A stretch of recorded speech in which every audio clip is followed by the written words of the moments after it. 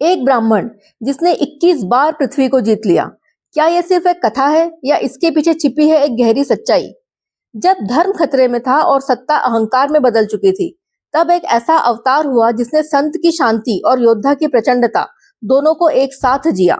मैं हूँ डॉक्टर अश्विनी जोशी और आप देख रहे हैं समुद्र मंथन। आज हम जानेंगे भगवान परशुराम की पूरी कहानी और उनसे जुड़ी वो सच्चाई जो आज भी उतनी ही प्रासंगिक है। भगवान परशुराम भारतीय पौराणिक परंपरा के एक ऐसे अद्भुत चरित्र हैं जिनमें एक साथ संत की शक्ति और योद्धा की प्रचंडता दोनों देखने को मिलती है। उन्हें भगवान विष्णु का छठा अवतार माना जाता है, जिनका जन्म ऋषि जमदग्नि और माता रेणुका के घर अक्षय तृतीया के पावन दिन हुआ। उनका असली नाम राम था, लेकिन भगवान शिव की कठोर तपस्या के बाद उन्हें दिव्य परशु फरसा प्राप्त हुआ। यही परशु उनकी पहचान बन गया और वे परशुराम कहलाए। एक ऐसा ब्राह्मण जो केवल ज्ञान ही नहीं बल्कि अद्वितीय युद्ध कौशल में भी पारंगत थे। बचपन से ही उनमें असाधारण तेज, तपस्या और अनुशासन दिखाई देता था। उनके अवतार लेने का कारण भी अत्यंत महत्वपूर्ण था। उस समय पृथ्वी पर क्षत्रिय राजाओं का अत्याचार बहुत बढ़ गया था।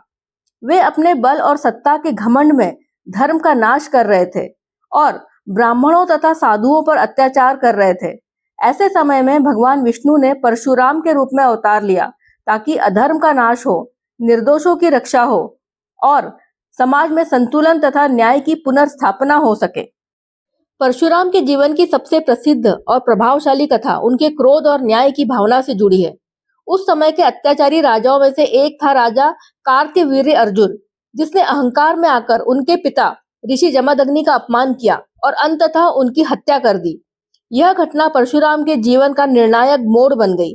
उन्होंने संकल्प लिया कि वे पृथ्वी को ऐसे अत्याचारी शासकों से मुक्त करेंगे। कहा जाता है कि उन्होंने 21 बार पृथ्वी से अधर्मी क्षत्रियों का विनाश किया। यह केवल प्रतिशोध नहीं था, बल्कि धर्म की पुनर्स्थापना का एक सशक्त प्रयास था। यह कथा हमें यह भी सिखाती है कि जब शक्ति अहंकार में बदल जाए, तब उसे नियंत्रित करना आवश्यक हो जाता है। उनके जीवन की एक और कठोर और चर्चित घटना उनके आज्ञा पालन से जुड़ी है। एक बार ऋषि जमदग्नि ने अपने पुत्रों की परीक्षा लेने के लिए एक असंभव आदेश दिया, अपनी माता का वध करने का।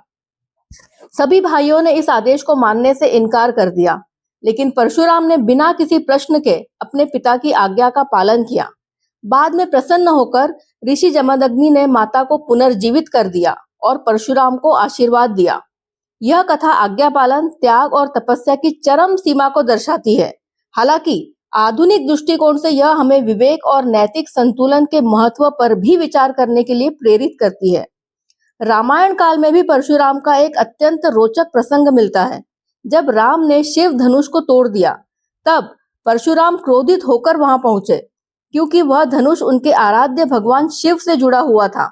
उन्होंने राम को चुनौती दी, लेकिन जब उन्होंने राम की दिव्यता और शक्ति को पहचाना, तो उनका क्रोध शांत हो गया। यह प्रसंग दर्शाता है कि सच्चा ज्ञान और शक्ति अंततः अहंकार को समाप्त कर देती है। महाभारत काल में भी उनकी भूमिका महत्वपूर्ण रही। उन्होंने महान योद्धा कर्ण को दिव्य अस्त्र शस्त्रों की शिक्षा दी। कर्ण ने स्वयं को ब्राह्मण बताकर उनसे शिक्षा प्राप्त करी, लेकिन जब परशुराम को सच्चाई का पता चला, तो उन्होंने कर्ण को श्राप दिया कि वह महत्वपूर्ण समय पर अपनी विद्या भूल जाएंगे। यह कथा गुरु शिष्य संबंध में सत्य और ईमानदारी के महत्व को उजागर करती है।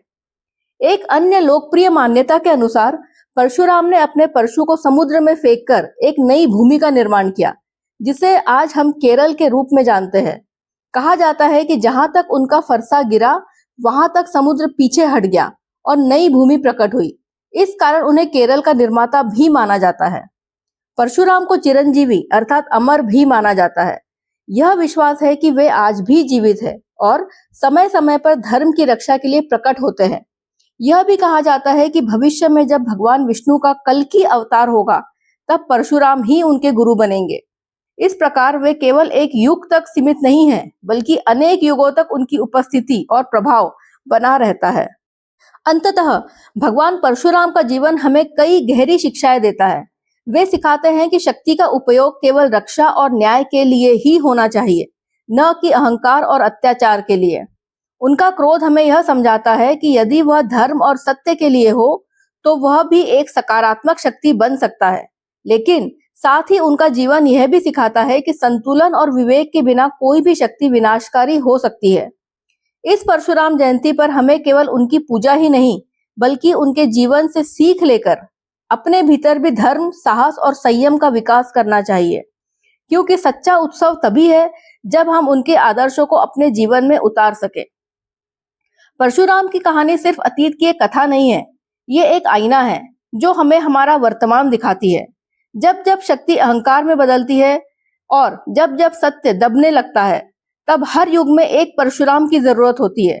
सवाल ये नहीं है कि परशुराम कब आएंगे, सवाल ये है कि क्या हम अपने अंदर के अधर्म को खत्म कर पाएंगे।